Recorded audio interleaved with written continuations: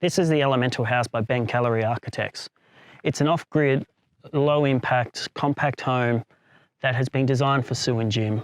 It sits on top of this ridgeline, and even though it's in a high wind load, it's in a bushfire attack-prone area, and it obviously needs to contend with a lot of elements, it also does a really great job of embracing the landscape around.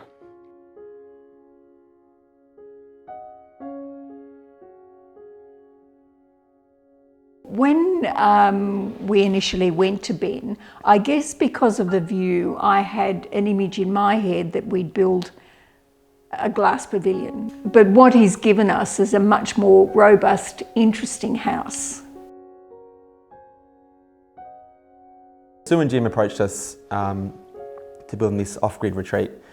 They bought this land, it's 100 acres of former farmland, and they needed this little retreat that they could escape to. They wanted it to be modest but comfortable, and they wanted it to be environmentally friendly. They wanted to use the elements to help passively cool and passively heat the building, and it had to be off-grid. Really stripped things back, starting with a floor plan, thinking about that lifestyle that Sue and Jim are wanting to live up here, and that's often what you have to do with an off-grid house, stripping back to the essentials and keeping things efficient.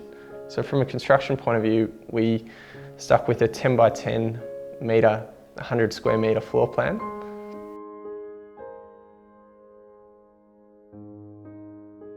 Yeah, I think we decided right from the outset that we would build what we needed and no more than what we needed. It wasn't going to be a huge property, and we built it at a price that we could afford to pay. So we looked at, what we needed was essentially sort of one big, large, comfortable room, one bedroom and one bathroom. And we wanted to keep everything very simple. So not to recreate a normal home with all the clutter that comes with it. We just wanted to keep it very, very simple and very natural, and I think we've achieved that.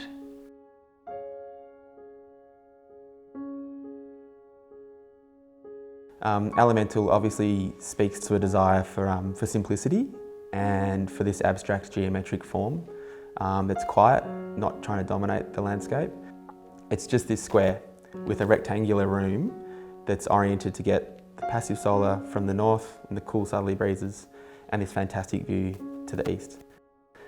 We considered using corrugated iron in reference to the rural Australian vernacular, and I think Sue and Jim might have even thought it was going to be a corrugated iron building to start with. But we thought about it and we're not really interested in referencing these colonial precedents. We're much more interested in seeking an architecture that's elementally of this country, and the spotted gum just felt so much more appropriate. It's a native Australian hardwood.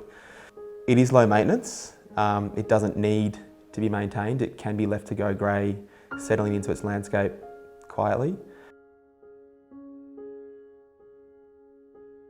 The house is fully off-grid. Its electricity is generated by solar panels up on the roof, which are then used to power appliances in the house, and energy is stored in batteries in the shed. There are 2 batteries out there. The solar system is 2.5 kilowatts, about 20 panels. Water's collected on the roof and stored in rainwater tanks, and that water's used in the house for toilet flushing, drinking water. There's a good filtration system. And all the wastewater is treated on site and then used as subsurface irrigation to a garden.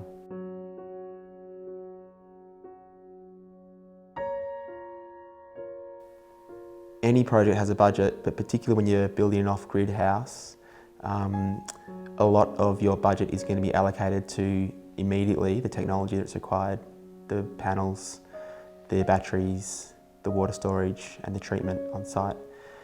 So automatically you've got less money to spend on the house, and a key part of then maximising the use of that budget in this is just to be really clever with the floor space. And that coincides with Sue and Jim's brief of it wanting to be modest in its operation, and it also helps minimise the energy that we use. Any house that's going to be autonomous, you need to consider all of your resource use in occupation. You'd never have enough solar panels to produce enough power for a house that wasn't designed efficiently in the first place, so you need to minimise the energy that you use in the first place. It was really about stripping back the number of appliances in the house as well. That's the way that Sue and Jim like to live.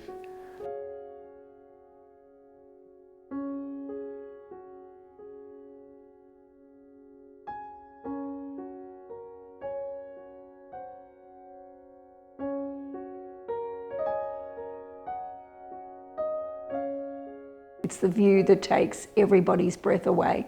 And I think the way, you know, the windows frame the view, you know, walking in to this house, you know, we still find, even though we've been coming here for 2 years now, every day we come up here is a good day. You know, you feel your spirits lift the minute you walk in the door, and visitors have that same reaction. I've never been an early riser, but this house has turned me into an early riser because I can't wait for the sun to come up.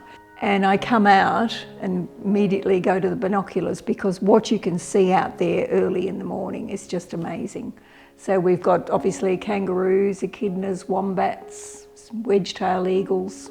Particularly the evening when the sun's going down, the light is just magical to me, and it's different every time, and just the shadows on the hills and the particular direct sunlight on the trees and so on, it's just, it's my favourite time, I'd say, yeah.